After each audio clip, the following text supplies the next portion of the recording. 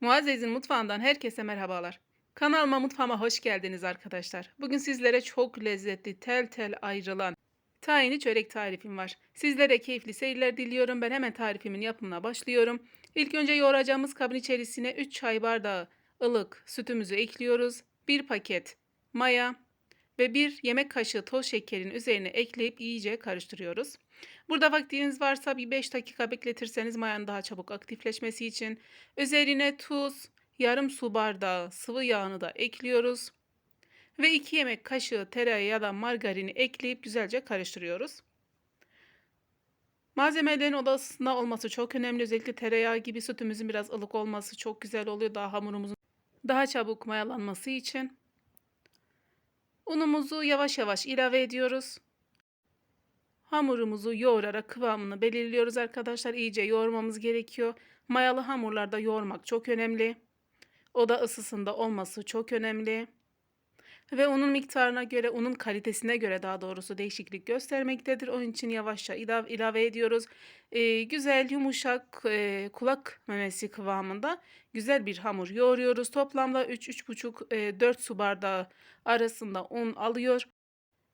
Ununu yavaş yavaş ilave edip güzel bir hamur yoğuruyoruz. Hamurumuzu yoğurduktan sonra kapağını kapatıp ılık bir yerde ya da üzerini kapatıp mayalanmasını bekliyoruz. Diğer taraftan iç malzememizi tahinli kısmını hazırlıyoruz.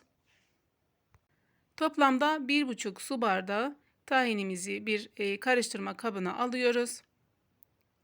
Üzerine 1 su bardağı toz şekerini de ekliyoruz. İyice karıştırıyoruz şeker içinde eriyene kadar. Vermiş olduğum hamur ölçüsüne göre bu tahinli ölçü gerçekten tam denk geliyor. Yani birebir aynı eşit geliyor arkadaşlar. Hamurumuz mayalandı. Masamızın üzerine alıp biraz havasını çıkartıyoruz. Hamurumuzla çok oynamadan biraz havasını çıkarttıktan sonra bezelere ayırıyoruz. Toplamda 15 adet beze çıkartma arkadaşlar. Tabi büyüklüğüne küçüklüğüne göre değişiklik göstermektedir. Parçalara ayırdığımız hamurları bezelere ayırıyoruz bu şekilde yuvarlayıp bir tabağın bir servis taban içerisine alıyoruz. Bütün hamurlarımızı aynı şekilde bezelere ayırıp bir kenara ayırıyoruz. En az 15-20 dakika dinlendirmeniz gerekiyor arkadaşlar güzelce açılması için. İlk açtığınız bezeden başlayabilirsiniz hemen vaktiniz yoksa.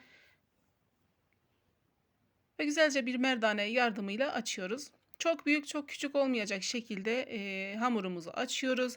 Ve tahinli şekerli tahininden içerisine bir yemek kaşığı alacak şekilde güzelce yayıyoruz. Tam dışarıya doğru çıkmasına izin vermiyoruz çünkü saracağız ki dışına doğru akmasın. Bu şekilde tahinimizi sürdükten sonra hamurumuzu yavaş yavaş bir silindir, bir yuvarlak haline getirip kenarlarından, köşelerinden birleştiriyoruz ki tahinimiz çıkmasın.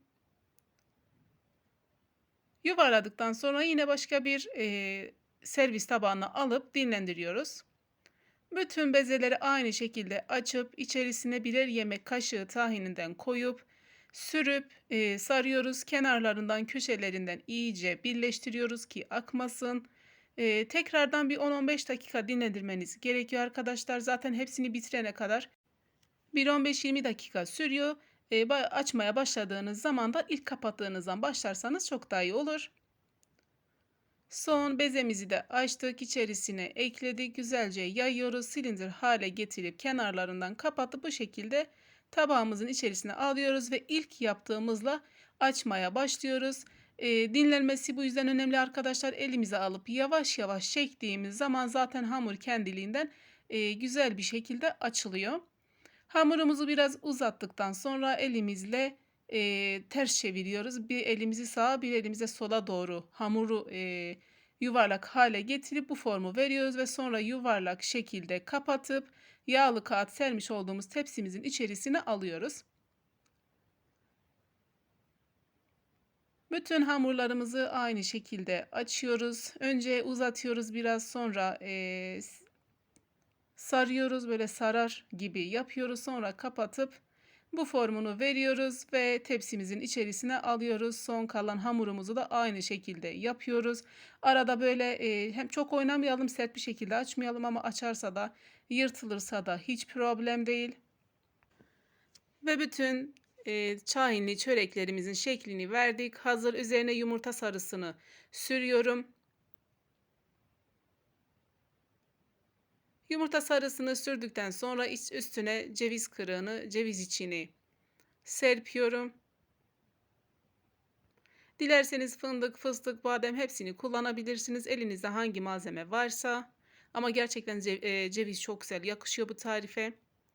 Ve hazır. Şimdi 180 derecelik fırında kızarana kadar pişiriyoruz.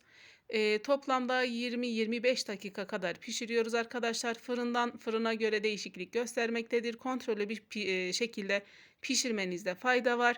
Ben 2 tepsiyi birlikte pişirdim. Benim fırınım pişirdiği için, sizinki pişirmiyorsa, geç pişiriyorsa kurumaması adına ayrı ayrı pişirmenizde fayda olacaktır. Ve bu şekilde lezzetli bir tahinli çöreğimiz hazır arkadaşlar. Umarım beğendiğiniz bir video olmuştur. Beğendiyseniz beğenmeyi de unutmayın lütfen. Kanalıma ilk defa geldiyseniz abone olmayı da unutmayın. Bildirim zilini açarsanız bundan sonra gelecek bütün güzel tariflerden haberdar olabilirsiniz. Beğendiyseniz sevdiklerinizle de paylaşmayı unutmayın lütfen. Güzel yorumlarınızı, dileklerinizi yorumlar kısmına bekliyorum. Başka bir tarifte, başka bir lezzette görüşmek dileğiyle. Allah'a emanet olun.